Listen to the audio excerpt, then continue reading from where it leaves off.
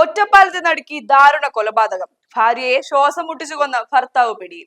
ഒറ്റപ്പാലം തെന്നടി ബസാർ വിവേകാനന്ദ റോഡിലെ വാടക വീട്ടിൽ യുവതിയെ മരിച്ച നിലയിൽ കണ്ടെത്തിയ സംഭവം ആസൂത്രിതമായ കൊലപാതകമെന്ന് പോലീസ് സ്ഥിരീകരിച്ചു. സേലം ആത്തൂർ സ്വദേശിനി കൃഷ്ണവേണി 28 അതിക്രൂരമായി കൊല്ലപ്പെട്ടത്. തുണി ഉപയോഗിച്ച് മൂക്കും വായും പൊത്തിപ്പിടിച്ച് ശ്വാസം മുട്ടിച്ചാണ് കൊലപാതകം നടത്തിയതെന്ന് പോസ്റ്റ്മോർട്ടം റിപ്പോർട്ടിലും പോലീസ് ചോദ്യം ചെയ്യലിലും വ്യക്തമായി. സംഭവത്തിൽ കൃഷ്ണവേണിയുടെ ഭർത്താവ് മണികണ്ഠനെ പോലീസ് അറസ്റ്റ് ചെയ്തു. ശനിയാഴ്ച രാത്രി നടന്ന ഈ അരുംകൊല നാടിനെ ഒന്നടങ്കം ഞെട്ടിച്ചിരിക്കുകയാണ്. മദ്യലഹരിയിലായിരുന്ന മണികണ്ഠൻ കൃഷ്ണവേണിയുമായി ഉണ്ടായ തർക്കത്തെ തുടർന്നാണ് കൊലപാതകം നടത്തിയത്.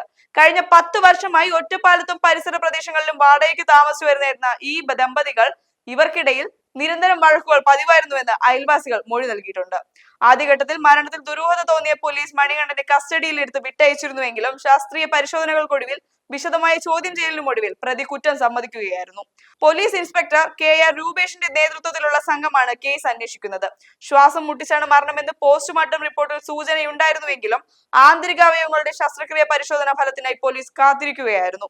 കൃത്യമായ തെളിവുകളുടെ അടിസ്ഥാനത്തിൽ നടത്തിയ നീക്കമാണ് പ്രതിയെ കുടുക്കാൻ സഹായിച്ചത്. ലഹരിയും കുടുംബകലഹവും ഒരു യുവതിയുടെ ജീവൻ കാർന്നതിന്റെ ആഘാതത്തിലാണ് പ്രാദേശിക സമൂഹം.